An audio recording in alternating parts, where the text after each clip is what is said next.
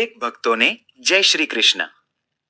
જો જીવનની સૌથી મોટી લડાઈ તમારા અંદર ચાલતી હોય તો તે જીતવાનો રસ્તો શસ્ત્રમાં નથી, શ્રીમદ ભગવદ્ ગીતામાં છે. વાલા ભાઈઓ અને બહેનો, આજે આપણે શ્રીમદ ભગવદ્ ગીતા અધ્યાય 1ના પ્રથમ 5 શ્લોક શાસ્ત્રોની દ્રષ્ટિએ અને જીવનના ઉદાહરણો સાથે સમજશું. ગીતા કોઈ યુદ્ધ જીતાડવા માટે નથી, પણ મોહ, ભય અને અહંકાર સામે લડવાની શક્તિ આપવા માટે છે. જો તમે જીવનમાં ક્યારેક અસમંજસમાં પડ્યા હો, નિર્ણય લઈ શકતા ન હો, તો આ શ્લોકો તમારા માટે જ છે. ચાલો તો શરૂઆત કરીએ. શ્લોક નંબર 1 થી 5 ની શરૂઆત કરીએ. આ પોડકાસ્ટ તમારા જીવનમાં નવી દિશા આપશે, તો સંપૂર્ણ સાંભળવો. અને હા, જો તમને આ વિડીયો ગમ્યો હોય તો બીજાને પણ અવશ્ય મોકલજો. તો આજનો આપણો વિષય છે શ્રીમદ ભગવદ્ ગીતા. પણ આપણે એને કોઈ ધાર્મિક ગ્રંથ તરીકે નહીં, પણ એક મનોવૈજ્ઞાનિક માસ્ટરપીસ તરીકે જોવાના છીએ. બરાબર. આપણી પાસે જે સોર્સ છે ને, એ તો ગીતાના પહેલા અધ્યાયના બસ પહેલા જ શ્લોકની એટલી ઊંડી ચર્ચા કરે છે અને બતાવે છે કે કેવી રીતે આખા મોટા સંઘર્ષની ગાથા એક જ પ્રશ્નમાં સમાયેલી છે. બિલકુલ. અને આ જ સૌથી રસપ્રદ વાત છે. આપણે સામાન્ય રીતે શું માનીએ છીએ કે ગીતાનો ઉપદેશ અર્જુનના વિષાદથી, એના દુઃખથી શરૂ થાય છે. હા, કે અર્જુન રથમાં બેસીને ભાંગી પડે છે. પણ આ સોર્સ આપણને એનાથી પણ એક સ્ટેપ પાછળ લઈ જાય છે.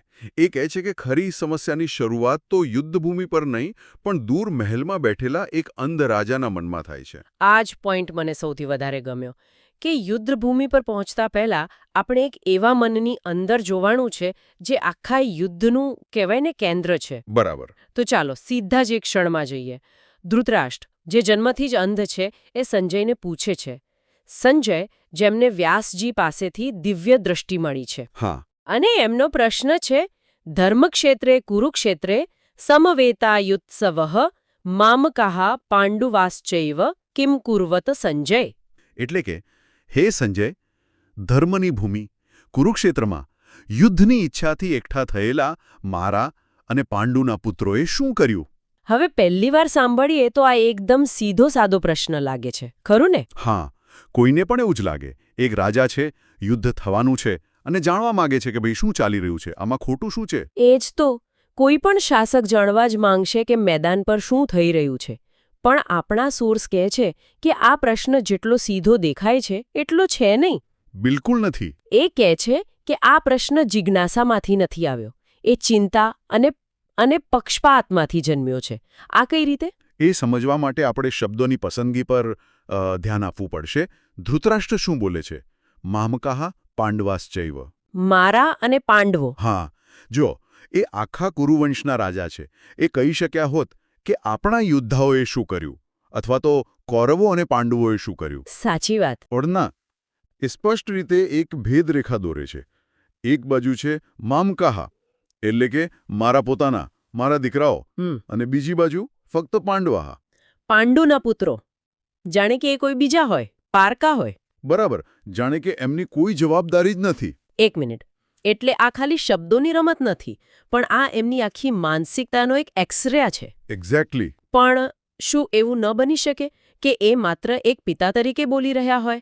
શું આપણે એક પિતાના એમ સહજ ઉદ્ગારને રાજકીય પક્ષપાત તરીકે નથી જોઈ રહ્યા? આ ખૂબ જ સારો પ્રશ્ન છે.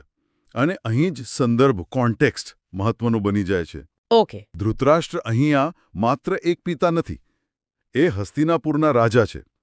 અને રાજાનો ધર્મ શું હોય? ન્યાય અને સમાનતા. બરાબર. જ્યારે તમે સિંહાસન પર બેઠા હો ત્યારે તમારા માટે બધી પ્રજા, બધા રાજકુમારો મારા હોવા જોઈએ. પણ અહીં શું થયું છે? ધૃતરાષ્ટ્રનો પિતા એના રાજા પર હાવી થઈ ગયો છે. એમનો પુત્ર મોહ એમના રાજધર્મ પર પડદો પાડી દે છે. હા, આ મામકાહ શબ્દ એમના મોહની એક જાહેરાત છે. અને આ જ મોહ, આ જ પક્ષપાત આખા મહાભારતના વિનાશનું મૂળ કારણ છે. ગીતાની શરૂઆત જ આ મૂળ કારણના નિદાનથી થાય છે. વાહ! એટલે કે વ્યાસજી આખા મહાકાવ્યનો જે મનોવૈજ્ઞાનિક સાર છે એ પહેલા જ શ્લોકના એક જ શબ્દમાં મૂકી દીધો છે. આ તો અકલ્પનીય કહેવાય. ચોક્કસ. અને આ વાતને વધુ ગંભીર શું બનાવે છે? શ્લોકનો પહેલો શબ્દ ધર્મક્ષેત્રે. સાચી વાત. એ પ્રશ્ન પૂછે છે ક્યાં? ધર્મક્ષેત્રે, ધર્મની ભૂમિ પર. હા, તમે ધર્મની ભૂમિ પર ઊભા રહીને આવો અધર્મભર્યો, પક્ષપાતી પ્રશ્ન પૂછો, એ પોતે જ એક મોટો વિરોધાભાસ છે. બરાબર.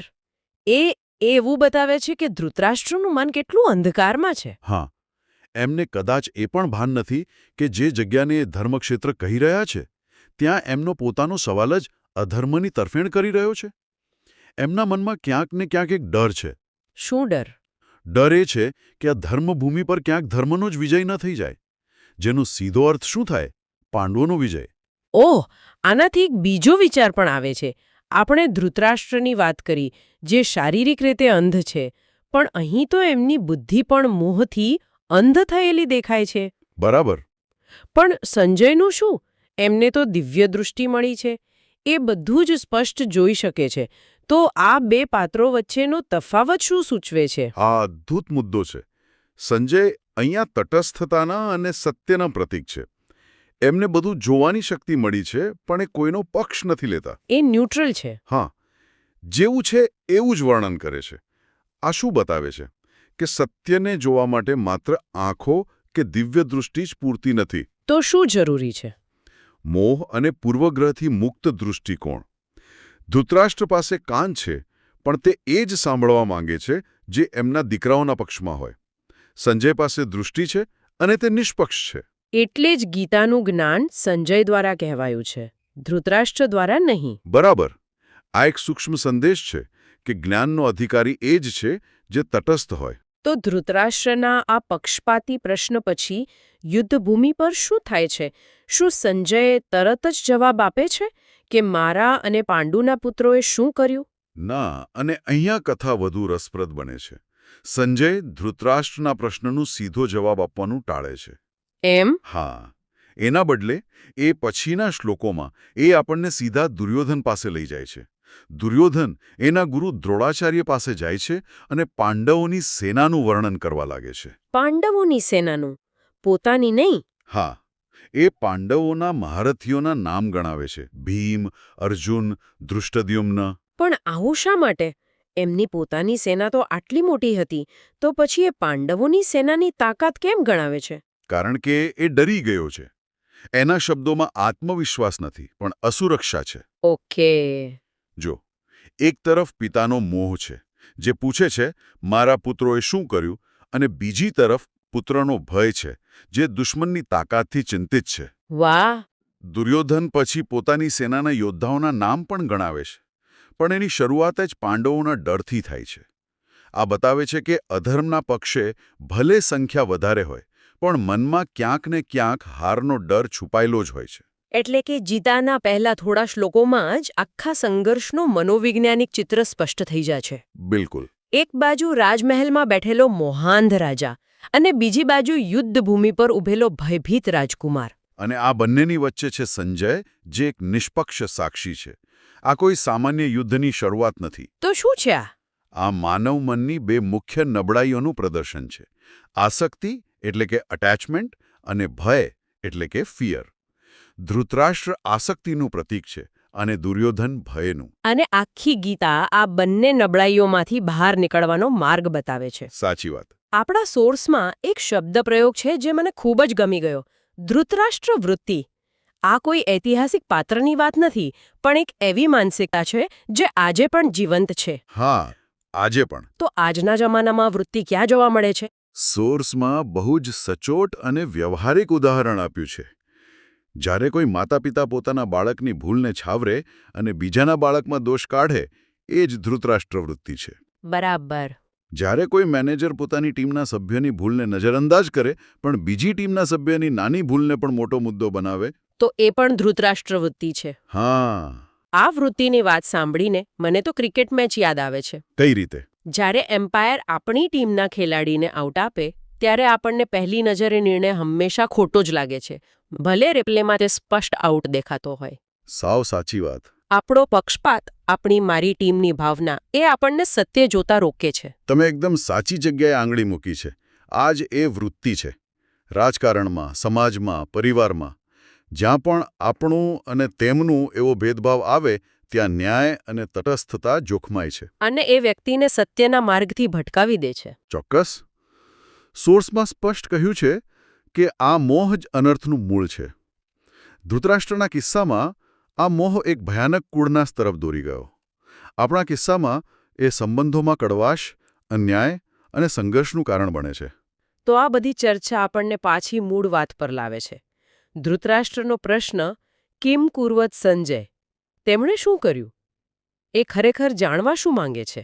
એ ખાલી તથ્યો તો નથી જ માંગી રહ્યા, ખરું ને? બિલકુલ નહીં. એ પ્રશ્નની પાછળ એક આશા છે અને એક ડર છુપાયેલો છે. એમ.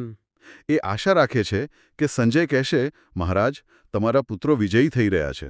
અને એમને ડર છે કે સંજય કહેશે, મહારાજ, પાંડવો ધર્મના પક્ષે છે અને એમનો વિજય નિશ્ચિત લાગે છે.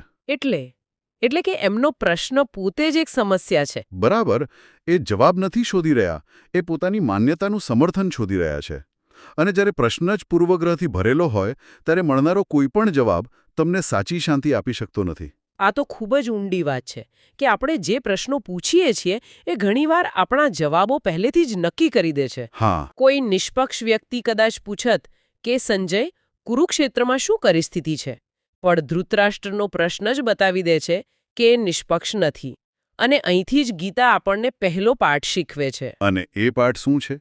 કે કોઈ પણ સમસ્યાનું સમાધાન શોધતા પહેલા એ તપાસો કે તમારો પ્રશ્ન પોતે જ પક્ષપાતી તો નથી ને? વાહ! કારણ કે જો પ્રશ્નમાં જ મારું અને તારું છુપાયેલું હશે તો તમને ઉકેલ નહીં મળે, ફક્ત તમારા પૂર્વગ્રહોનું પ્રતિબિંબ જ મળશે. એટલે ગીતાની શરૂઆત કોઈ ઉપદેશથી નથી થતી. ના, એક ખોટા પ્રશ્નથી થાય છે, જેથી આપણને સાચા જવાબો શોધતા પહેલા સાચા પ્રશ્નો પૂછતા શીખવા મળે. તો આજે આપણે જોયું કે ભગવદ્ ગીતાની શરૂઆત કોઈ ચમત્કાર કે દૈવી આદેશથી નથી થતી, પણ એક ઊંડા મનોવૈજ્ઞાનિક સત્યથી થાય છે. બરાબર.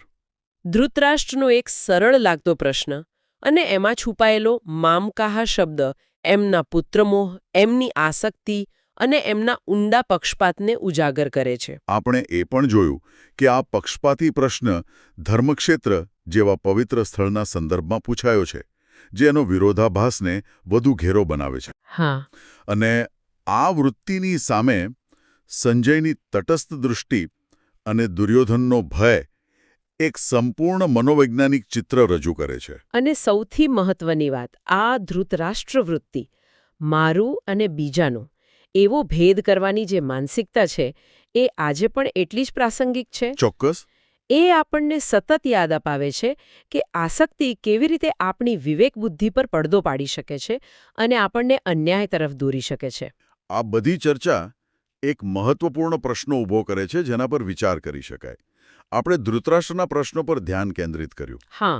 પણ આપણે એ વિચારવું જોઈએ કે આપણી પોતાની આસક્તિ અને આપણા પોતાના પૂર્વગ્રહો આપણે જે પ્રશ્નો પૂછીએ છીએ એને કેટલી વાર આકાર આપે છે. ભલે તે પરિવારમાં હોય, ઓફિસમાં હોય કે પછી દુનિયાને જોવાની આપણી દૃષ્ટિમાં હોય. બરાબર.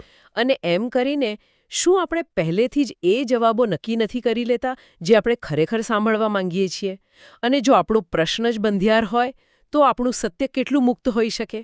તો ચાલો સીધા જ કુરુક્ષેત્રના મેદાનમાં જઈએ.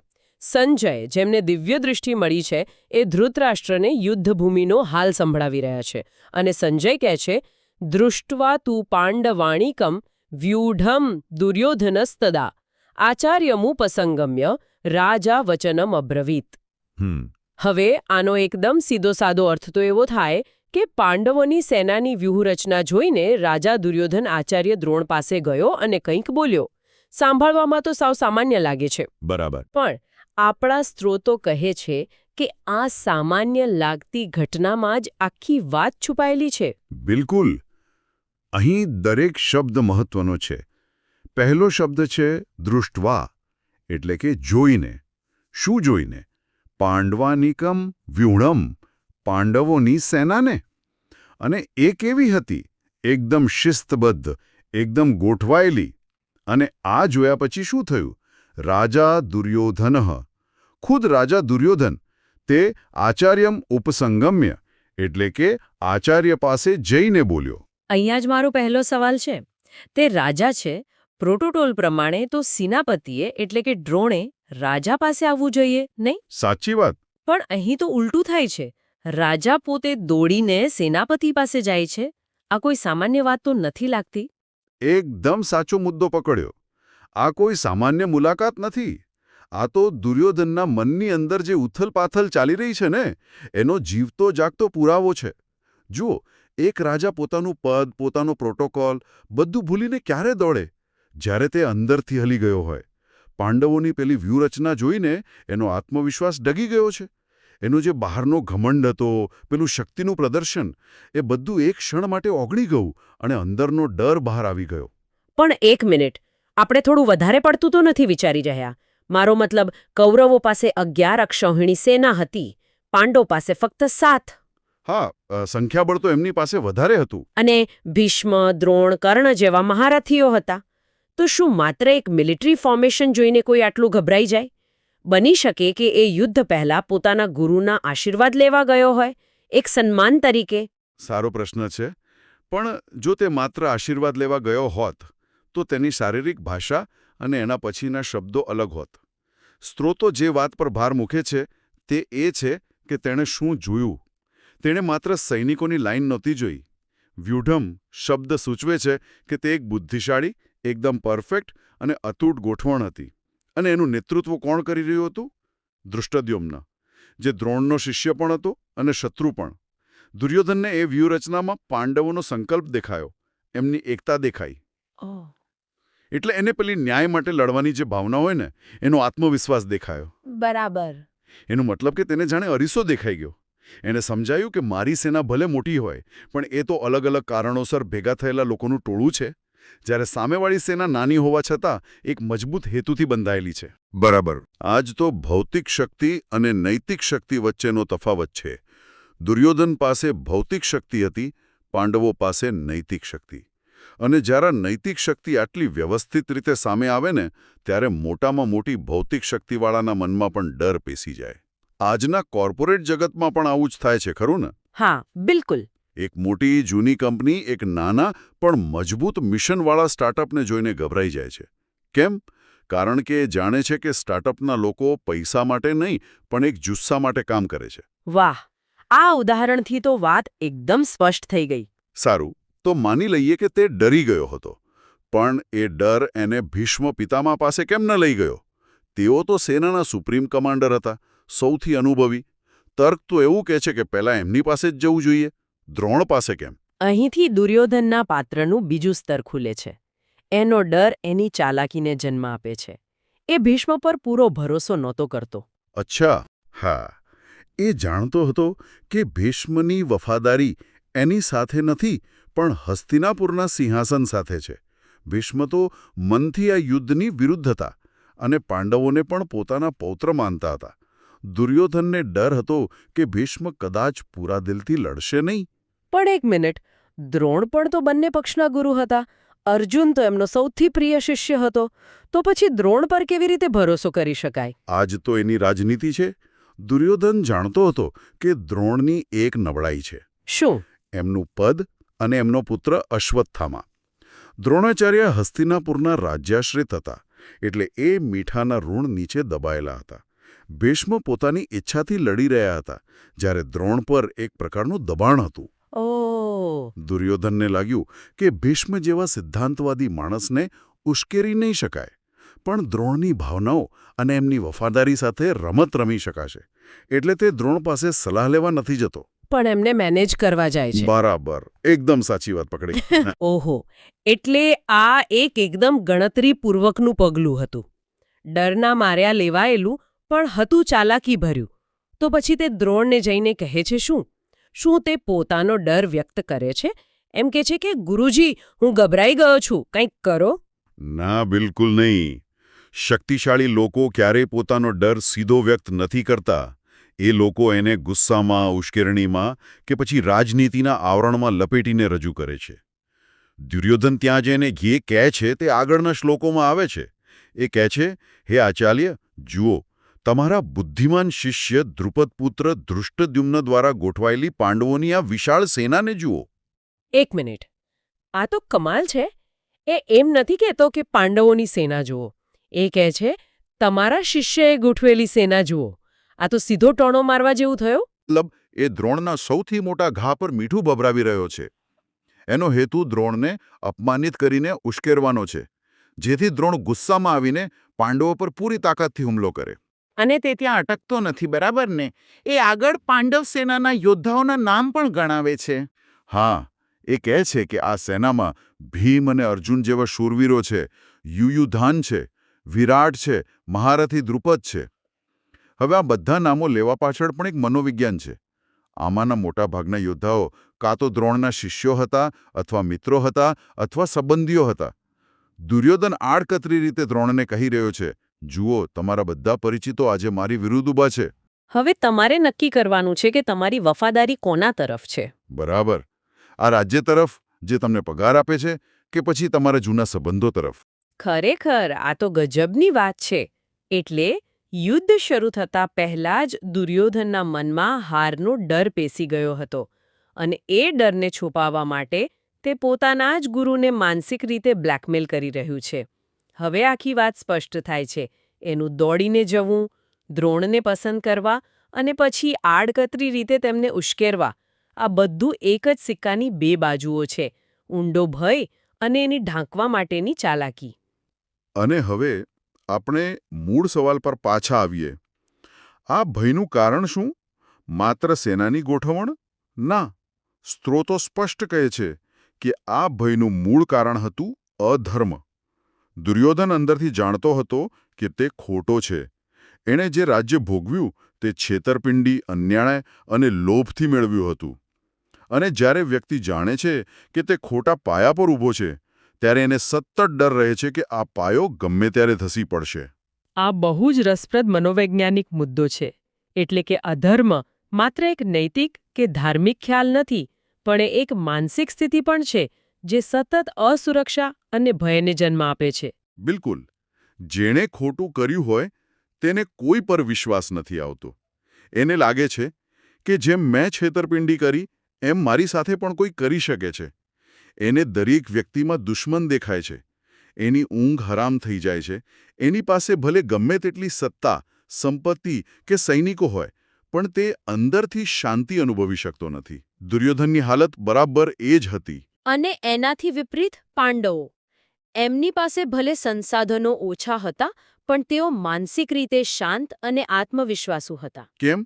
કારણ કે તેઓ જાણતા હતા કે તેઓ સત્ય અને ન્યાય માટે લડી રહ્યા છે. એટલે સાચો આત્મવિશ્વાસ બહારની વસ્તુઓમાંથી નથી આવતો, પણ અંદરની નૈતિક સ્પષ્ટતામાંથી આવે છે, એમને? જો કોઈ જાણતું હોય કે તે સાચું કરી રહ્યું છે, તો પરિસ્થિતિ ગમે તેટલી વિપરીત હોય એ ડગમગતું નથી. એકદમ. આ જ આખા પ્રસંગનો સાર છે. દુર્યોધનની શક્તિ એક ભ્રમ હતો, કારણ કે તે અધર્મ પર ટકેલી હતી. જ્યારે પાંડવોની શક્તિ વાસ્તવિક હતી, કારણ કે તે ધર્મના પાયા પર ઊભી હતી. આથી જ યુદ્ધના પહેલા જ દ્રશ્યમાં લેખક વ્યાસજી આપણને દુર્યોધનના મનની અંદર લઈ જઈને બતાવી દે છે કે આ યુદ્ધનું પરિણામ શું આવવાનું છે. જે માણસ લડાઈ શરૂ થતાં પહેલાં જ અંદરથી હારી ગયો છે, તે મેદાનમાં ક્યારેય જીતી શકતો નથી. તો આજના વિશ્લેષણમાંથી આપણે જોયું કે દુર્યોધનનું દ્રોણાચાર્ય પાસે જવું એ માત્ર એક સામાન્ય ક્રિયા નહોતી.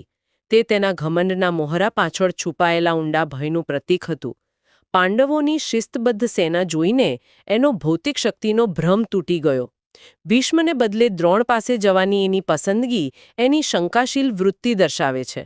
અને એના શબ્દો એ સલાહ નહીં, પણ એક પ્રકારનું માનસિક દબાણ બનાવવાનો પ્રયાસ હતો. અને આ બધી બાબતો આપણને એક જ કેન્દ્રીય વિચાર તરફ દોરી જાય છે.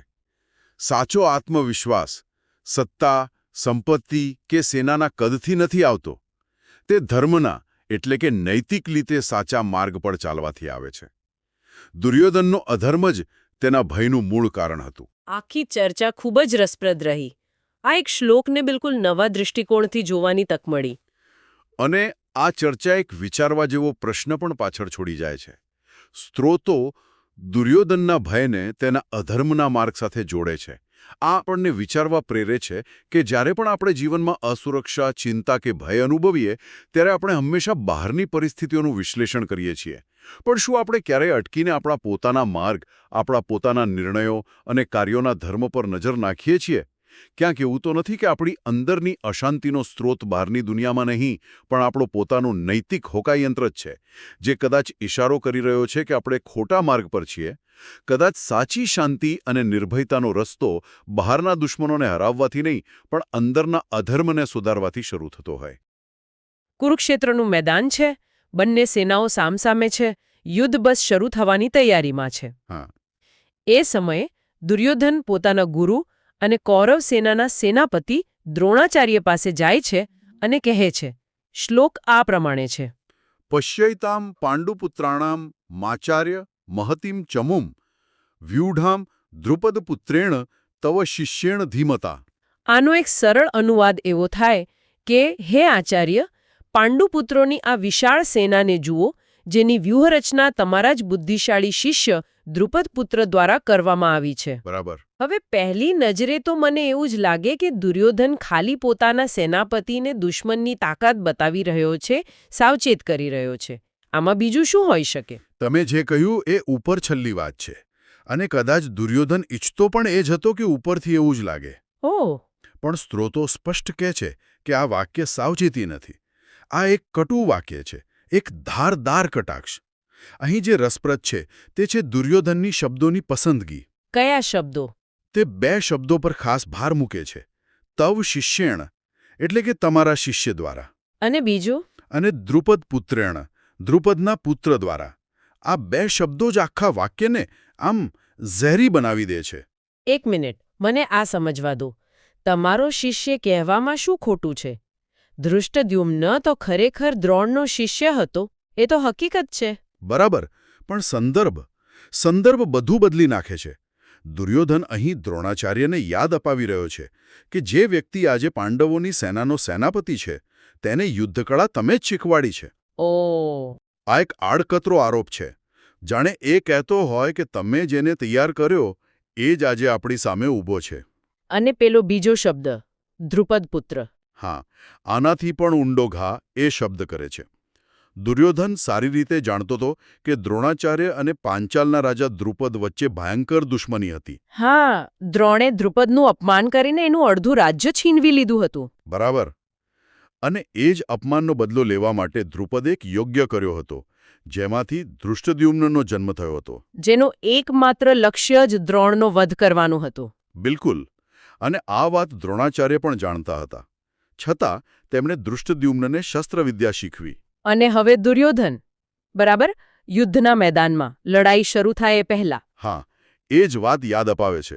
એ સીધું નથી કહેતો, પણ ઈશારામાં કહે છે. જુઓ આચાર્ય, જેને તમે જ્ઞાન આપ્યું, જેનો જન્મ જ તમને મારવા માટે થયો છે, એ જ દ્રુપદનો દીકરો, તમારો બુદ્ધિશાળી શિષ્ય, આજે તમારી સામે સેના ગોઠવીને ઊભો છે. આ તો સીધો દ્રોણના સૌથી મોટા દુઃખ અને અપમાન પર પ્રહાર છે. ચોક્કસ. આ તો ખરેખર ચોંકાવનારું છે. એટલે કે તે પોતાના જ સેનાપતિને પ્રોત્સાહિત કરવાને બદલે તેમને માનસિક રીતે અસ્થિર કરી રહ્યો છે. હા. આ તો સાવ ઊંધું લાગે છે. કોઈ પણ નેતા આવું કેમ કરે? આ જ તો કુટિલ રાજનીતિ છે. અને મનોવિજ્ઞાનની ભાષામાં આપણે કહી શકીએ ઇમોશનલ ટ્રિગરિંગ. Emotional triggering. હા. દુર્યોધન જાણી જોઈને દ્રોણના ભૂતકાળના સૌથી દુઃખદાયક અનુભવને સ્પર્શે છે, જેથી તર્ક પર ભાવનાઓ હાવી થઈ જાય. એની પાછળ એક બહુ ઊંડી ગણતરી છે. શું ગણતરી? તેને કદાચ ક્યાંક ડર હતો. એને એમ હતું કે દ્રોણાચાર્ય પાંડવો પ્રત્યે, ખાસ કરીને એમના પ્રિય શિષ્ય અર્જુન પ્રત્યે થોડું નરમ વલણ અપનાવી શકે છે. કદાચ પૂરી તાકાતથી ન લડે. ઓહ, એટલે આ એમની વફાદારી પર શંકા કરવાનો એક પ્રકાર હતો. શંકા પણ અને ઉશ્કેરણી પણ. એ દ્રોણાચાર્યને ગુસ્સો અપાવવા માંગતો હતો. ગુસ્સો? હા, તે જાણતો હતો કે જો દ્રોણ ગુસ્સામાં આવી જશે, જો તેમને પોતાનું જૂનું અપમાન યાદ આવશે, તો તેઓ ભાવુક થઈને અને ક્રોધમાં આવીને લડશે. અને જ્યારે વ્યક્તિ ગુસ્સામાં હોય ત્યારે એની વિવેક બુદ્ધિ ઓછી થઈ જાય છે. બરાબર. દુર્યોધન દ્રોણના જ્ઞાનનો નહીં, પણ તેમના ક્રોધનો ઉપયોગ પોતાના ફાયદા માટે કરવા માંગતો હતો. તે એક એવું વાતાવરણ બનાવી રહ્યો હતો જ્યાં દ્રોણને પોતાની વફાદારી સાબિત કરવા માટે વધુ ક્રૂરતાથી લડવું પડે. તો પછી એક સારો નેતા આ પરિસ્થિતિમાં શું કહેત? જો દુર્યોધનને બદલે કોઈ પ્રેરણાદાયક લીડર હોત તો એની વાતચીત કેવી હોત? ખૂબ સારો પ્રશ્ન. એક સારો નેતા ક્યારેય પોતાના સેનાપતિનું મનોબળ તોડવાનો પ્રયાસ ન કરે. તો એ શું કહેત? તે કદાચ આમ કહેત, આચાર્ય, સામે પાંડવોની વિશાળ સેના છે, પણ આપણી સેનાનું નેતૃત્વ તમારા જેવો મહાન યોદ્ધા કરી રહ્યો છે. મને તમારી ક્ષમતા પર પૂરો વિશ્વાસ છે. અથવા તે એમ પણ કહી શકત, જુઓ, સામે જે સેનાપતિ છે તે તમારો શિષ્ય છે, એ તમારી પાસેથી જ શીખ્યો છે. પણ ગુરુ તો ગુરુ જ હોય છે. આજે દુનિયાને બતાવી દો કે શ્રેષ્ઠ કોણ છે. વાહ, આ બંને વાક્યોમાં કેટલો ફરક છે. એકમાં વિશ્વાસ અને પ્રેરણા છે, જ્યારે દુર્યોધનના શબ્દોમાં જે અને શંકા છે. તે ઉત્સાહ વધારવાને બદલે જૂના ઘા ખોતરી રહ્યો છે. બરાબર. સારો નેતા પોતાની ટીમને જોડે છે, જ્યારે દુર્યોધન જેવા નેતા પોતાની જ ટીમમાં ફૂટ પાડે છે અને અસુરક્ષા પેદા કરે છે. તે સંબંધોનો ઉપયોગ નથી કરતો, પણ તેનું શોષણ કરે છે. અને આ જ દુર્યોધન વૃત્તિ છે. બિલકુલ, આ શબ્દ ખૂબ જ સચોટ છે. અને મને લાગે છે કે આ વૃત્તિ આજે પણ આપણી આસપાસ કદાચ થોડા અલગ સ્વરૂપમાં જીવંત છે. ચોક્કસપણે. સ્વરૂપ બદલાયું છે, પણ મૂળભૂત સિદ્ધાંત એ જ છે. માનવ સ્વભાવ હજારો વર્ષોમાં બહુ બદલાયો નથી. જેમ કે ઓફિસના વાતાવરણની કલ્પના કરીએ. તમે એક બહુ જ મહત્વપૂર્ણ પ્રોજેક્ટ પર મહિનાઓથી મહેનત કરી રહ્યા છો અને બોર્ડ મીટિંગમાં પ્રેઝન્ટેશન આપવાની છે. મીટિંગની બરાબર 5 મિનિટ પહેલા તમારો કોઈ સહકર્મી કે મેનેજર તમારી પાસે આવીને ખભા પર હાથ મૂકીને હસીને કહે છે, ઓલ ધ બેસ્ટ. આશા છે કે આ વખતે ગયા ક્વાર્ટર જેવી નાની ભૂલ નહીં થાય. આ એકદમ પરફેક્ટ ઉદાહરણ છે. ખરેખર. હા, ઉપરથી જોતા તો એ શુભેચ્છા આપી રહ્યો છે, પણ એનો અસલી ઈરાદો શું છે? બરાબર. એક ક્રુશિયલ મોમેન્ટ પહેલા તમારી એક જૂની નિષ્ફળતા યાદ કરાવીને તમારા આત્મવિશ્વાસને ડગમગાવી દેવો. ઓહ. તે તમારા મનમાં શંકાનું બીજ રોપી રહ્યો છે, જેથી તમે નર્વસ થઈ જાઓ અને સારું પ્રદર્શન ન કરી શકો. આ સીધી રીતે દુર્યોધનની રણનીતિ છે. યોગ્ય સમયે યોગ્ય નબળી નસ દબાવવી. અને આવું માત્ર ઓફિસમાં જ નહીં, પારિવારિક અને સામાજિક સંબંધોમાં પણ બહુ જોવા મળે છે. બિલકુલ. જ્યારે કોઈ યુવાન વ્યક્તિ પોતાનો નવો વ્યવસાય શરૂ કરવાની વાત કરે, ત્યારે પરિવારનો કોઈ વડીલ કે મિત્ર પ્રેરણા આપવાને બદલે કહે, સરસ વિચાર છે, પણ તને યાદ છે પેલી નોકરીમાં તારું કેવું થયું હતું? બહુ ઉતાવળ ન કરતો. હા, અને આ વાક્યો ચિંતાના મોહરા હેઠળ બોલાય છે, પણ તેની અસર બહુ ઊંડી અને નકારાત્મક હોય છે. તે વ્યક્તિની હિંમત તોડી નાખે છે. સાચી વાત. આ પ્રકારની વાતચીત સંબંધોમાં ઝેર ઘોલવાનું કામ કરે છે. તે પ્રોત્સાહન નથી, પણ એક પ્રકારનું શાબ્દિક નિયંત્રણ છે, જે વ્યક્તિને આગળ વધતા રોકે છે. આ બધું સાંભળીને એક સવાલ મનમાં આવે છે. જો દ્રોણાચાર્ય આ રમત સમજી ગયા હોત, તો તેઓ શું કરી શક્યા હોત? અને આપણા માટે, જ્યારે આપણે આધુનિક જીવનમાં આવી દુર્યોધન વૃત્તિનો સામનો કરીએ, ત્યારે પોતાને કેવી રીતે બચાવી શકીએ? આ સૌથી મહત્વનો પ્રશ્ન છે. સ્ત્રોતો આનો સીધો જવાબ નથી આપતા, પણ મનોવિજ્ઞાનના સિદ્ધાંતોના આધારે આપણે કેટલાક તારણો કાઢી શકીએ. જેમ કે? સૌથી પહેલું અને સૌથી અઘરું પગલું છે એ ઓળખવું કે તમારી સાથે શું થઈ રહ્યું છે. એ સમજવું કે આ ચિંતા નથી, પણ એક પ્રકારનો માનસિક હુમલો છે. એટલે કે ભાવનાઓમાં વહી જવાને બદલે પરિસ્થિતિનું વિશ્લેષણ કરવું. બરાબર. જો દ્રોણાચાર્ય શાંત રહ્યા હોત અને દુર્યોધનની ઉશ્કેરણીમાં ન આવ્યા હોત, તો તેઓ કદાચ આવો જવાબ આપી શક્યા હોત. કેવો જવાબ? કંઈક આવું, હા દુર્યોધન, એ મારો જ શિષ્ય છે અને કેટલો બુદ્ધિશાળી છે એ મારા શિક્ષણનું જ પ્રમાણ છે. પણ ચિંતા ન કરો, ગુરુ જાણે છે કે શિષ્યની કળાને કેવી રીતે નિષ્ફળ કરવી. વાહ! આવો જવાબ દુર્યોધનની આખી રમતને ઉલટાવી દેત. તેણે કટાક્ષને પ્રશંસામાં ફેરવી દીધો હોત અને પોતાનું નિયંત્રણ જાળવી રાખ્યું હોત. એટલે કે એમની નબળાઈને પોતાની તાકાત તરીકે રજૂ કરવી. આ તો અદ્ભુત છે. અને આજના સંદર્ભમાં પેલી ઓફિસવાળી પરિસ્થિતિમાં શું કરી શકાય? ત્યાં પણ એ જ સિદ્ધાંત લાગુ પડે છે. ભાવુક થઈને બચાવ કરવાની કે ગુસ્સે થવાની જરૂર નથી. તો પછી? તમે શાંતિથી હસીને કહી શકો, હા, એ ભૂલમાંથી હું ઘણું શીખ્યો છું અને એટલે જ આજની પ્રેઝન્ટેશન એટલી મજબૂત છે. આભાર યાદ દેવડાવવા બદલ. આ તો સામેવાળી વ્યક્તિને નિઃશસ્ત્ર કરી દે. બરાબર. તમે તેમનો હુમલો સ્વીકાર્યો પણ નહીં અને નકાર્યો પણ નહીં, બલકે તેને પોતાની તરફેણમાં વાપરી લીધો. આનો અર્થ એ થયો કે આવી શાબ્દિક લડાઈમાં સૌથી મોટું હથિયાર આપણું પોતાનું મન છે. બિલકુલ. જો આપણે શાંત રહી શકીએ અને શબ્દો પાછળનો ઈરાદો સમજી શકીએ, તો આપણે તેના પ્રહારથી બચી શકીએ છીએ. ચોક્કસ. જ્યારે કોઈ તમારા ઇમોશનલ ટ્રિગરને દબાવવાનો પ્રયાસ કરે, ત્યારે પ્રતિક્રિયા આપવાને બદલે પ્રતિસાદ આપો. પ્રતિક્રિયા અને પ્રતિસાદ એમાં શું ફરક છે? પ્રતિક્રિયા ભાવનાઓમાંથી આવે છે, જ્યારે પ્રતિસાદ બુદ્ધિ અને શાંત મનમાંથી આવે છે. આ જ બચાવની ચાવી છે. તો આજની આખી ચર્ચાનો સાર એ છે કે શબ્દો માત્ર અવાજ નથી, એમની પાછળ ઈરાદા, રણનીતિ અને લાગણીઓનું આખું બ્રહ્માંડ છુપાયેલું હોય છે. હા, આપણે જોયું કે કેવી રીતે ગીતાનો એક સામાન્ય દેખાતો શ્લોક મનોવૈજ્ઞાનિક હેરફેરનો એક ઉત્તમ પાઠ બની શકે છે. હા.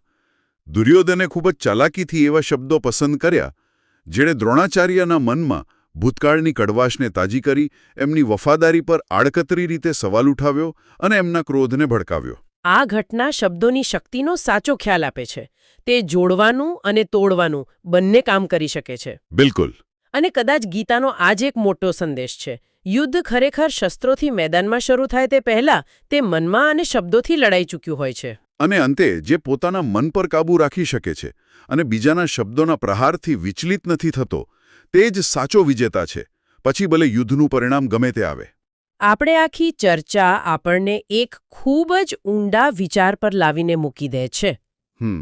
આપણને એ વિચારવા પર મજબૂર કરે છે કે આપણા પોતાના જીવનમાં આપણે ક્યારે શબ્દોનો ઉપયોગ જાણ્યા અજાણ્યા કોઈને પ્રેરણા આપવાને બદલે શંકા પેદા કરવા માટે કરીએ છીએ, અને એનાથી પણ વધુ મહત્વનું, જ્યારે કોઈ આપણા પર આવા શાબ્દિક હુમલા કરે ત્યારે શું આપણે તેને ઓળખીને શાંતિથી પોતાનો બચાવ કરી શકીએ છીએ? કુરુક્ષેત્રમાં સેનાઓ સામસામે છે. દુર્યોધન પોતાના ગુરુ દ્રોણાચાર્ય પાસે જાય છે અને પાંડવોની સેના તરફ ઇશારો કરીને ચોથા શ્લોકમાં કંઈક કહે છે. એ શ્લોક શું છે અને એનો સામાન્ય અર્થ શું થાય છે? હા, તો શ્લોક છે, અત્ર શુરા મહેશ્વાસઃ ભીમાર્જુન સમા યુધિ યુયુધાનો વિરાટસ્ય દ્રુપદસ્ય મહારથા. અચ્છા. એનો સીધો સાધો અર્થ એ છે કે અહીં એટલે કે પાંડવોની સેનામાં ભીમ અને અર્જુન જેવા જ મહાન ધનુર્ધારી અને શૂરવીર યોદ્ધાઓ છે. ઓકે. અને સાથે સાથે યુયુધાન, વિરાટ અને મહારથી દ્રુપદ જેવા યોદ્ધાઓ પણ છે. એટલે પહેલી નજરે તો આ એકદમ સામાન્ય સૈન્ય સમીક્ષા જેવું લાગે. હા, જાણે કે દુર્યોધન પોતાના કમાન્ડરને દુશ્મન સેનાના મુખ્ય ખેલાડીઓ વિશે જણાવી રહ્યો છે. બરાબર. બરાબર. કોઈ પણ લીડર આવું જ કરશે.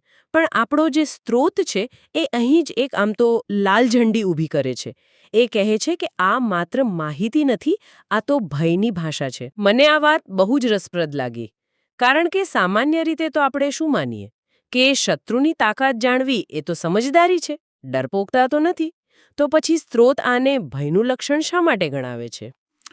અહીં જ આખા વિશ્લેષણની સુંદરતા છે, ખબર છે? સ્ત્રોત એ તફાવત સમજાવે છે કે વ્યૂહાત્મક મૂલ્યાંકન અને ભયથી પ્રેરાઈને કરેલી ગણતરી વચ્ચે શું ફરક છે. અચ્છા. જો દુર્યોધન ખરેખર વ્યૂહરચના ઘડી રહ્યો હોત તો એ કદાચ એમ કહેત, ગુરુદેવ જુઓ, એમની પાસે ભીમ અને અર્જુન છે તો આપણે એમની સામે કર્ણ અને ભીષ્મને ગોઠવવા જોઈએ. સાચી વાત. એ એક સક્રિય પ્રતિક્રિયા હોત. એક્ઝેક્ટલી. પણ અહીં એ શું કરી રહ્યો છે? એ માત્ર નામ ગણાવી રહ્યો છે. અને પાછું શું કહે છે? ભીમ અને અર્જુન સમાન. એ વખાણ કરી રહ્યો છે. હા. આ કોઈ વ્યૂહરચના નથી. આ તો એક અશાંત મનનું પ્રતિબિંબ છે જે પોતાની શક્તિ પરથી ધ્યાન હટાવીને માત્ર ને માત્ર સામેવાળાની શક્તિ પર જ કેન્દ્રિત થઈ ગયું છે. અને આ વાત તો આપણા રોજિંદા જીવનમાં પણ એટલી જ સાચી લાગે છે. ઓફિસમાં પણ આવું જોવા મળે છે, નહીં? ચોક્કસ.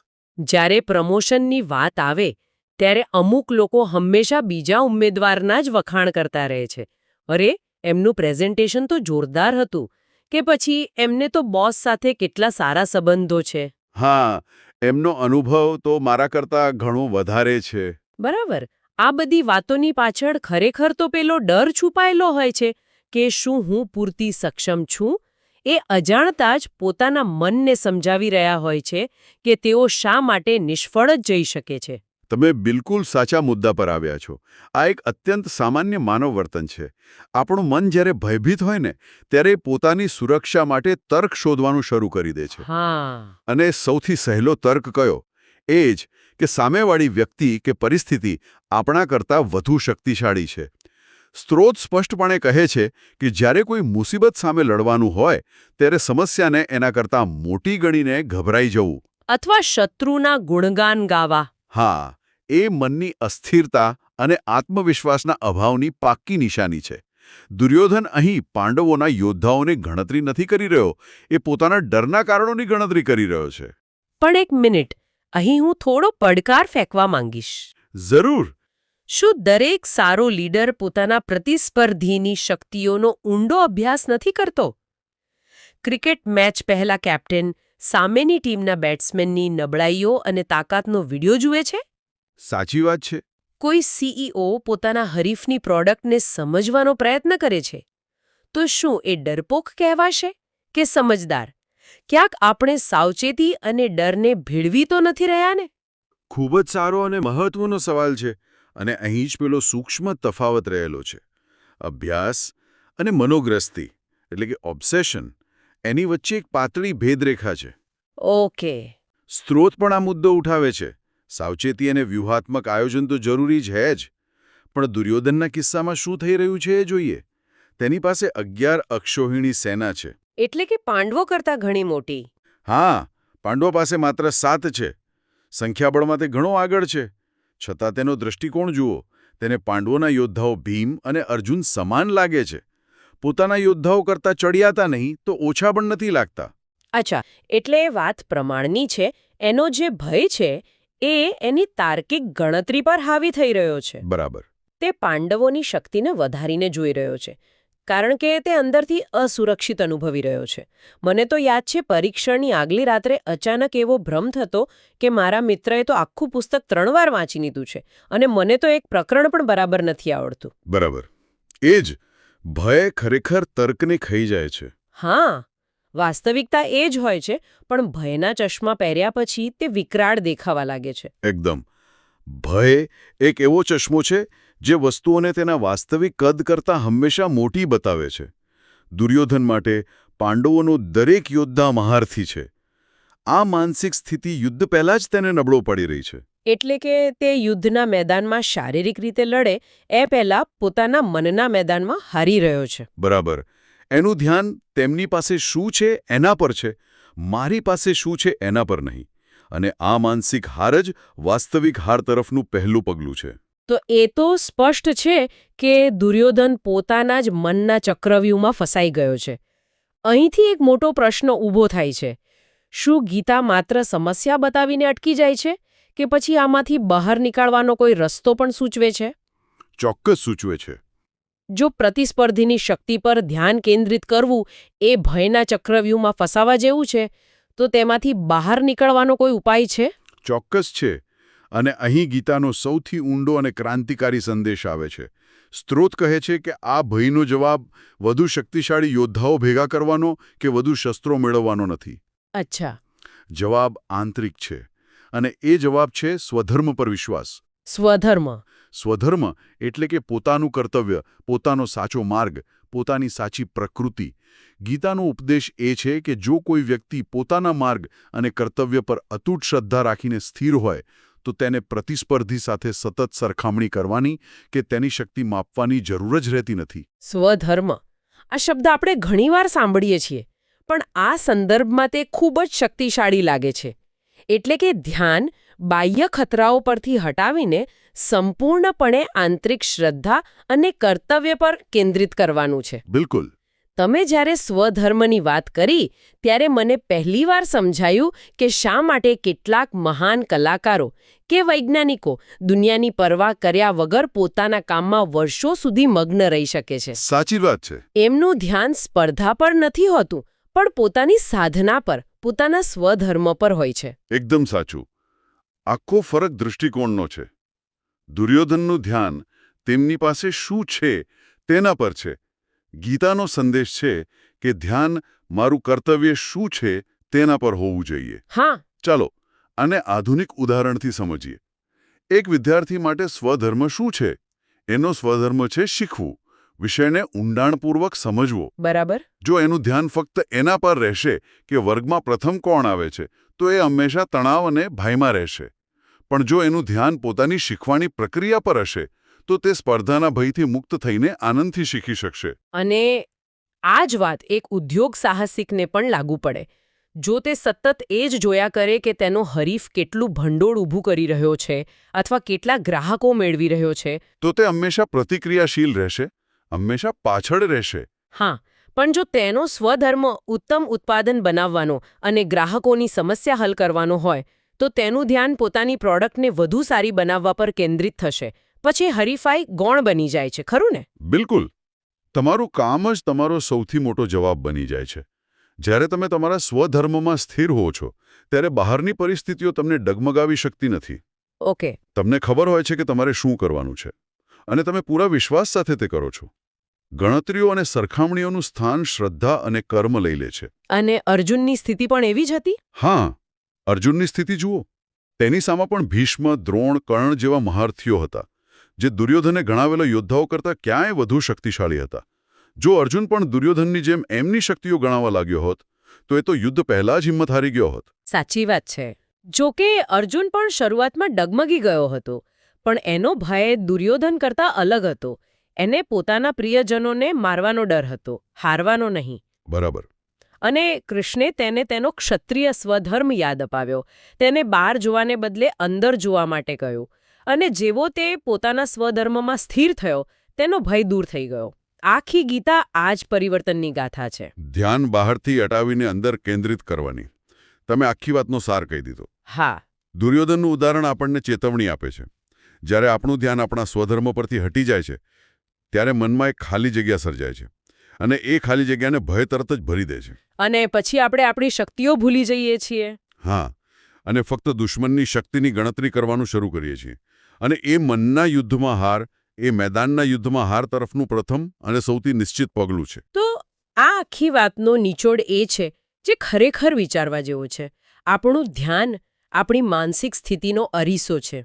જો આપણું ધ્યાન સતત પ્રતિસ્પર્ધીની શક્તિઓ પર, સમસ્યાઓની ગંભીરતા પર, બાહ્ય પડકારો પર રહે છે તો તે આપણા આંતરિક ભય અને ડગમગતા આત્મવિશ્વાસને ઉજાગર કરે છે. અને તેનાથી વિપરીત જો આપણું ધ્યાન આપણા પોતાના કર્તવ્ય, આપણી તૈયારી અને આપણા માર્ગ પર એટલે કે સ્વધર્મ પર કેન્દ્રિત હોય તો તે આંતરિક શક્તિ, સ્પષ્ટતા અને સ્થિરતા દર્શાવે છે. એટલે સ્ત્રોત આ પ્રાચીન શ્લોકનો ઉપયોગ એક અદ્ભુત મનોવૈજ્ઞાનિક સાધન તરીકે કરે છે. હા, જેથી આપણે પડકારોનો સામનો કરતી વખતે આપણી પોતાની માનસિકતાને સમજી શકીએ અને તેને યોગ્ય દિશા આપી શકીએ. આજની ચર્ચાનો કેન્દ્રીય વિચાર ખરેખર ખૂબ જ પ્રભાવશાળી છે.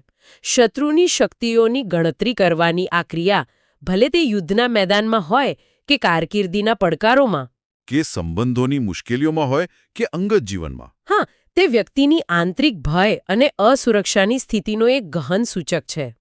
અને સ્ત્રોત મુજબ ગીતા જે ઉપાય સૂચવે છે તે વધુ બાહ્ય શક્તિ મેળવવાનો નથી, જેમ કે વધુ સૈનિકો ભેગા કરવા કે વધુ સંસાધનો એકઠા કરવા. ઉપાય સંપૂર્ણપણે આંતરિક છે. એકદમ. પોતાના માર્ગ, પોતાના સ્વધર્મમાં અતૂટ શ્રદ્ધા શોધવાનો છે. શક્તિનો સાચો સ્ત્રોત બહાર નથી પણ આપણી અંદર રહેલો છે. આ ચર્ચા એક ખૂબ જ મહત્વપૂર્ણ પ્રશ્ન ઊભો કરે છે જે આપણા સૌ માટે વિચારવા જેવો છે અને એ જ આજના વિશ્લેષણનો અંતિમ વિચાર છે. અને એ પ્રશ્ન એ છે કે જ્યારે આપણે જીવનમાં કોઈ મોટા પડકારનો સામનો કરીએ છીએ, પછી તે નોકરીનો ઇન્ટરવ્યૂ હોય, કોઈ મહત્વપૂર્ણ પરીક્ષા હોય કે કોઈ અંગત સંઘર્ષ હોય, ત્યારે આપણું મન કુદરતી રીતે સૌથી પહેલાં કોના પર ધ્યાન કેન્દ્રિત કરે છે? સમસ્યાની વિશાળતા અને સામેવાળાની શક્તિ પર. કે પછી આપણા પોતાના સ્વધર્મ, આપણી ક્ષમતા અને આપણા કર્તવ્યો પર? અને આપણો એ જવાબ, આપણી એ પહેલી પ્રતિક્રિયા, આપણી આંતરિક સ્થિતિ વિશે શું કહી જાય છે? આ સ્ત્રોતની સૌથી રસપ્રદ વાત એ છે કે તે કુરુક્ષેત્રના યુદ્ધને માત્ર જમીનના ટુકડા માટેની લડાઈ તરીકે નથી જોતું. તો પછી? તે તેને એક માનસિક યુદ્ધભૂમિ તરીકે રજૂ કરે છે. એટલે કે અસલી લડાઈ તલવારોથી પહેલા મનમાં લડાઈ રહી છે.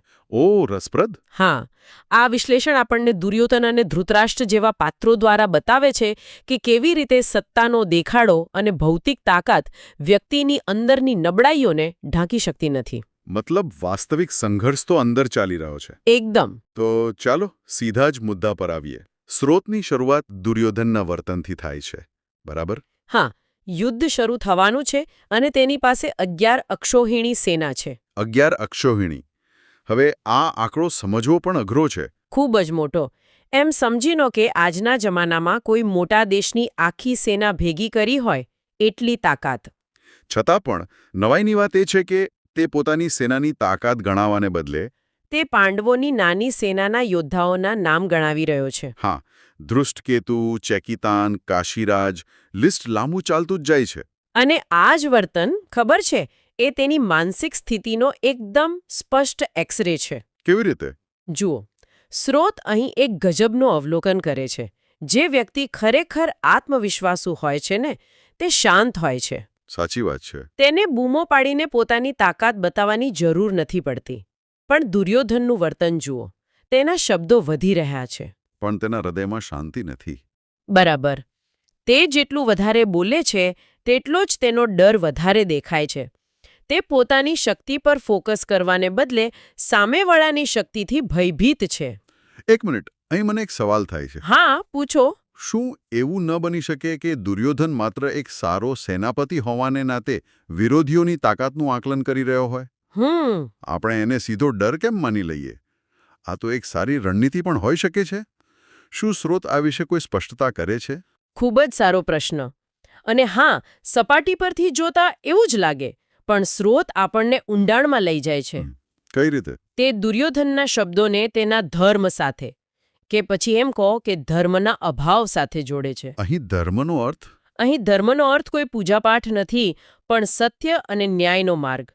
વિશ્લેષણનો તર્ક એ છે કે જે વ્યક્તિ અધર્મના માર્ગ પર ચાલે છે તેના મનમાં ક્યારેય સ્થિરતા કે નિશ્ચિતતા નથી હોતી. અચ્છા. તેની પાસે ભલે ગમે તેટલી તાકાત હોય, પણ અંદર એક ડર હંમેશા રહે છે કે કદાચ હું ખોટો છું. એટલે દુર્યોધનનું આ લાંબુ ભાષણ તેની રણનીતિ નથી, પણ તેના એ જ આંતરિક ડર અને અનિશ્ચિતતાની અભિવ્યક્તિ છે. વાહ! એટલે શું આપણે એવું કહી શકીએ કે જે વ્યક્તિ જેટલી વધુ બડાઈ મારે છે તે અંદરથી એટલો જ વધુ ખોખલો હોય છે? બિલકુલ. મને તો આજના કોર્પોરેટ જગત અને રાજકારણની યાદ આવી ગઈ. હા, એવા નેતાઓ કે સીઓ જે મોટા મોટા ભાષણો આપે છે, મોટા વચનો આપે છે. સોશિયલ મીડિયા પર પોતાની સફળતાના બણગા ફૂંકે છે, પણ હકીકતમાં તેમની કંપની કે દેશની હાલત તો બહુ ખરાબ હોય છે. બિલકુલ. તમે એકદમ સાચા મુદ્દા પર આવ્યા છો. શું આ એ જ પેટર્ન નથી? આ જ ગીતાની સુંદરતા છે. સ્રોત આ જ તુલના કરે છે. તે કહે છે કે સાચી શક્તિ અને સાચી શાંતિ શબ્દોના ઘોંઘાટમાં નથી, પણ સત્યના મૌનમાં છે. એકદમ સાચો. જે વ્યક્તિ સત્યના પક્ષે હોય છે તેને બહુ બોલવાની જરૂર નથી પડતી. તેનું કામ અને તેનું વ્યક્તિત્વ જ બોલે છે. દુર્યોધનનો ઘોંઘાટ તેની શક્તિનો પુરાવો નથી, એ તો તેની આંતરિક નબળાઈનો પડઘો છે. તો દુર્યોધનનો ડર તો સ્પષ્ટ દેખાય છે, પણ સવાલ એ છે કે આટલી બધી તાકાત હોવા છતાં આ ડર આવે છે ક્યાંથી? શું સ્રોત એના મૂળ સુધી જાય છે? હા, અને અહીંથી ચર્ચા વધુ રસપ્રદ બને છે. કારણ કે માત્ર ડરને ઓળખવો પૂરતો નથી, તેનું કારણ સમજવું જરૂરી છે. બરાબર. સ્રોત ભયના બે મુખ્ય કારણો પર પ્રકાશ પાડે છે. મોહ અને અહંકાર. મોહ અને અહંકાર. પહેલા મોહની વાત કરીએ. તેના માટે શ્રેષ્ઠ ઉદાહરણ ધૃતરાષ્ટ્રનું છે. તે આંખોથી તો અંધ હતા જ. પણ સ્રોત કહે છે કે તે મનથી પણ અંધ હતા. હા, પુત્ર પ્રેમના મોહને કારણે. તેમને ખબર હતી કે તેમનો પુત્ર દુર્યોધન ખોટા રસ્તે છે, પણ આસક્તિ એટલી બધી હતી કે તેઓ સત્ય સ્વીકારી ન શક્યા. અને તેને રોકી પણ ન શક્યા. બરાબર. આ મોહે તેમને નબળા બનાવી દીધા. આ વાત તો આજે પણ એટલી જ પ્રાસંગિક છે. આપણે એવા ઘણા માતા પિતાને જોઈએ છે જે પોતાના બાળકોની ભૂલો જોઈ જ નથી શકતા. તેઓ માને છે કે તેમનું બાળક ક્યારેય ખોટું ન હોઈ શકે. આ એ જ મોહ છે જે સત્યને જોતા અટકાવે છે અને અંતે નુકસાન પહોંચાડે છે. ધૃતરાષ્ટ્રનું ઉદાહરણ તો જાણે આખા સમાજ માટે એક ચેતવણી જેવું છે. બરાબર. અને બીજું કારણ છે અહંકાર અને તેની સાથે જોડાયેલી ઈર્ષ્યા. આ દુર્યોધનના ભયનું મૂળ છે. હા, તેનો અહંકાર એટલો મોટો હતો કે તે પાંડવોને 100ની અણી જેટલી જમીન પણ આપવા તૈયાર નહોતો. અને ઈર્ષ્યા. તેની ઈર્ષ્યા એટલી તીવ્ર હતી કે તે પાંડવોની વધતી લોકપ્રિયતા અને સફળતા સહન જ નહોતો કરી શકતો. ઓહ. સ્રોત સ્પષ્ટપણે કહે છે કે જે વ્યક્તિનું મન અહંકાર અને ઈર્ષ્યાથી ભરેલું હોય તેની પાસે ભલે કુબેરનો ખજાનો કેમ ન હોય, તે અંદરથી હંમેશા એક ડરપોકની જેમ જ જીવે છે. બરાબર. આ એક ખૂબ જ ઊંધી મનોવૈજ્ઞાનિક સમજ છે. તેનો અર્થ એ થયો કે ભૌતિક શક્તિ અને આંતરિક શક્તિ આ બે તદ્દન અલગ વસ્તુઓ છે. બિલકુલ અલગ. તમે બહારથી ગમે તેટલા શક્તિશાળી દેખાઓ, પણ જો તમારું મન આ નકારાત્મક લાગણીઓથી ઘેરાયેલું હોય તો તમે ક્યારેય સાચી શાંતિ કે સુરક્ષાનો અનુભવ કરી શકતા નથી. તમારી સેના તમને બહારના દુશ્મનોથી બચાવી શકે છે, પણ મનની અંદરના દુશ્મનોથી નહીં. અને જો આપણે આને મોટા ચિત્ર સાથે જોડીએ તો સ્રોતનો તર્ક સ્પષ્ટ છે. નબળાઈનો સાચો સ્ત્રોત બહાર નથી, અંદર છે. મોહ, અહંકાર, ઈર્ષ્યા આ જ અસલી દુશ્મનો છે. દુર્યોધન પાસે બધું જ હતું, રાજ્ય, સેના અને ભીષ્મ અને દ્રોણ જેવા યોદ્ધાઓ. પણ તેની પાસે એક વસ્તુ નહોતી, નૈતિકતાનો આધાર. તે જાણતો હતો કે તે જે કરી રહ્યો છે તે ખોટું છે. અને આ જ જ્ઞાન, તેના ભયનું મૂળ કારણ હતું. હા, જે વ્યક્તિ ખોટા રસ્તે ચાલે છે તે હંમેશા પડછાયાથી પણ ડરે છે. આ વાત ખરેખર વિચારવા જેવી છે. તો પછી આનો ઉપાય શું? જો સત્તા, સંપત્તિ અને સેના સાચી શક્તિ નથી, તો પછી સાચી શક્તિ ક્યાંથી આવે છે? નિર્ભયતાનો માર્ગ કયો છે? શું સ્રોત આ દિશામાં કોઈ પ્રકાશ પાડે છે? હા, બિલકુલ. સ્રોત માત્ર સમસ્યા બતાવીને અટકતો નથી, તે ઉકેલ પણ સૂચવે છે. અને તે શું છે? અહીંથી આપણને એક ખૂબ જ આશાસ્પદ વિચાર મળે છે. સ્રોત કહે છે, સત્ય અને ધર્મના પક્ષે જો મુઠ્ઠીભર લોકો પણ હોય તો તે અધર્મની આખી સેના પર ભારે પડી શકે છે. બરાબર. આ વિચાર જ ક્રાંતિકારી છે. તે શક્તિની આખી વ્યાખ્યા જ બદલી નાખે છે. પણ આ વ્યવહારમાં કેવી રીતે શક્ય બને? પાંડવો પાસે દુર્યોધન કરતાં ઓછી સેના હતી, તો પછી તેમની શક્તિનો સ્ત્રોત શું હતો? તેમની શક્તિનો સ્ત્રોત હતો ધર્મ અને શ્રી કૃષ્ણનું સાનિધ્ય, જે પોતે ધર્મના પ્રતીક છે. એટલે નૈતિક શક્તિ. હા, સ્રોત મુજબ સાચો આત્મવિશ્વાસ ભૌતિક તાકાતથી નહીં, પણ નૈતિક તાકાતથી આવે છે. જ્યારે તમને ખબર હોય કે તમે સત્ય અને ન્યાય માટે લડી રહ્યા છો, ત્યારે તમારામાં એક અદ્ભુત હિંમત આવી જાય છે. એક એવો આત્મવિશ્વાસ જે સંખ્યાબળ પર નિર્ભર નથી. બિલકુલ. ગાંધીજીનું ઉદાહરણ જુઓ. તેમની પાસે કોઈ સેના નહોતી, પણ સત્યનો સાથ હતો. અને એ સત્યની તાકાતે બ્રિટિશ સામ્રાજ્યને હલાવી દીધું. ગીતાનો આ જ સંદેશ છે. અને સ્ત્રોતમાં એક બીજો મુદ્દો પણ છે જે મને ખૂબ જ ગમ્યો. કયો? તે કહે છે કે સંઘર્ષ માત્ર શસ્ત્રોથી જ નહીં, વાણીથી પણ થાય છે. બહુ સાચી વાત. આ વાત ફરીથી આપણને દુર્યોધનના એ લાંબા ભાષણ પર પાછા લઈ જાય છે. હા, એનો અર્થ એ કે યુદ્ધ ભૂમિ પર તલવારો ટકરાય તે પહેલા મનમાં અને શબ્દોમાં યુદ્ધ શરૂ થઈ ચૂક્યું હતું. એકદમ સાચું. દુર્યોધનના શબ્દો તેના ડરના હથિયાર હતા, જે તેની પોતાની સેના પર જ ઉલટા ફરી રહ્યા હતા અને તેની નબળાઈને છતી કરી રહ્યા હતા. આજના ડિજિટલ યુગમાં આ વાત કેટલી બધી સાચી છે. બિલકુલ. સોશિયલ મીડિયા પર થતી ટ્રોલ આર્મીની લડાઈઓ, રાજકીય પક્ષોના પ્રવક્તાઓ વચ્ચે થતી ઉગ્ર ચર્ચાઓ, આ બધું વાણી દ્વારા થતું યુદ્ધ જ તો છે. અને ઘણીવાર જે પક્ષ સૌથી વધુ ઘોંઘાટ કરતો હોય તે જ સૌથી વધુ અસુરક્ષિત હોય છે.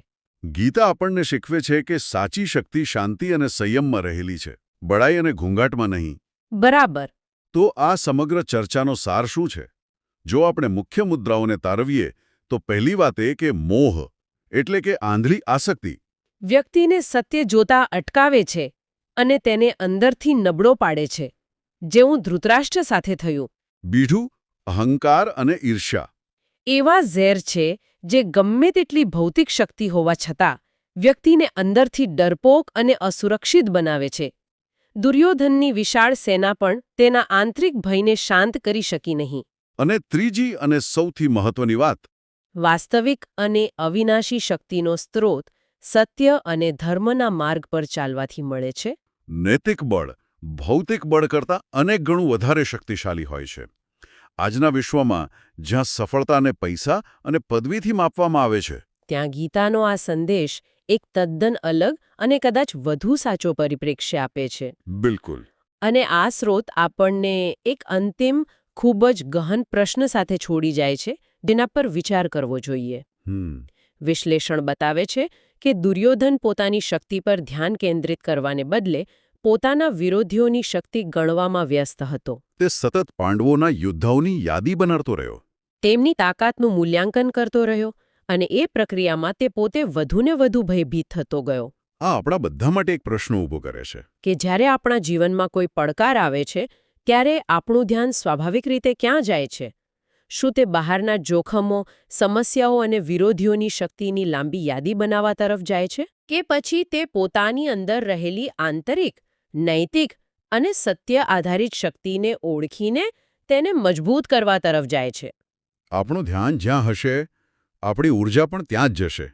આ એક એવો પ્રશ્ન છે જેના પર શ્રોતાઓ વિચાર કરી શકે છે.